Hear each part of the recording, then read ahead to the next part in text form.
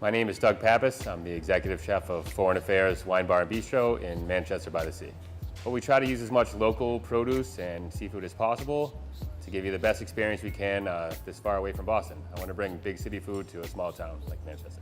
We love our stuff from Apple Street Farm, our dairy from Appleton Farm, my smoked fish from Sasquatch, fudge everything from right down the street, Ryan and Woods distilleries for our bar.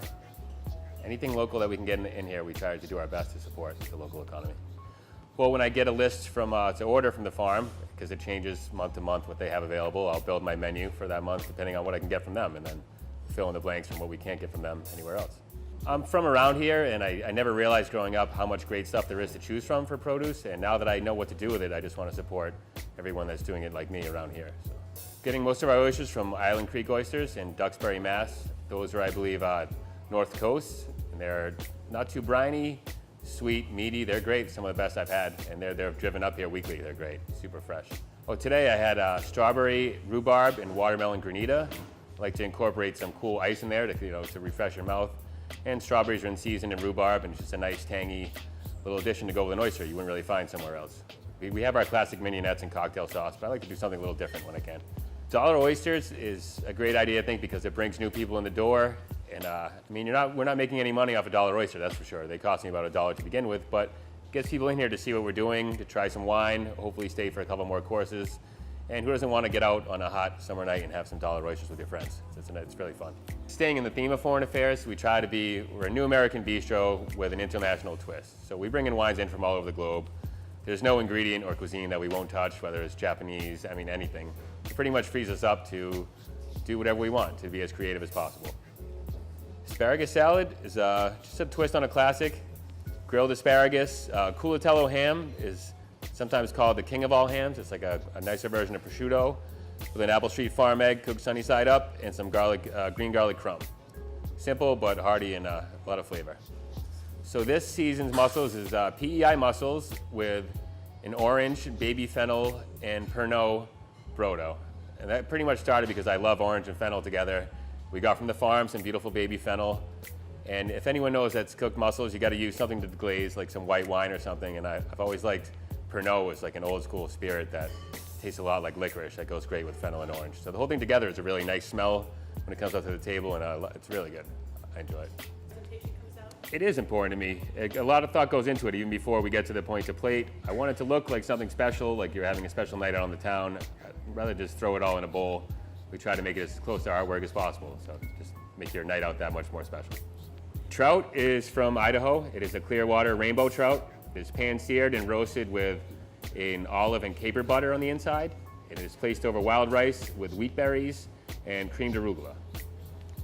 Goes great with a crispy white wine.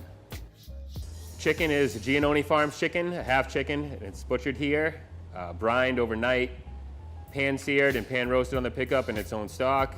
And today is laid over palm puree with a veggie assortment, cauliflower, broccoli, peas, carrots, and I believe beet greens. It's served with its own pan jus. It's very popular. I think it was one of the first things I learned in school was how to break down a chicken. And it's just, chicken is simple, but if you add the extra touches by brining and searing correctly and finishing, it can really be something special, like better than your mother's chicken anyways. It's really popular, I think, yeah. It seems to be what brings new people in the door. That's what people talk about when they leave. Like, just try the chicken and maybe next time you try something else. It seems to work pretty well. The coffee drink is great, especially at brunch. That'd be my choice. The double mocha Irish, I think is delicious, and it's got as many local ingredients as any drink really could. My name is Shannon. I'm a bartender here at Foreign Affairs. Today I'm going to make for you our double Irish cafe mocha. To start with, we have Atomic Cafe's cold brewed coffee. So this is a coffee we make in-house. We're going to start by pouring just a little bit into the bottom of it just to get it a little started.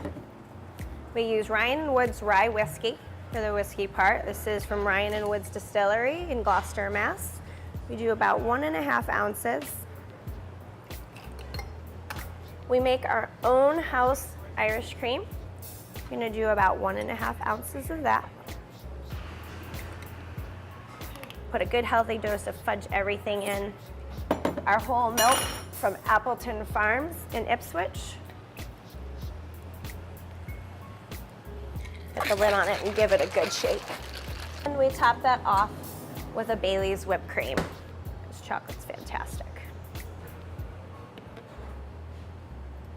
Delicious.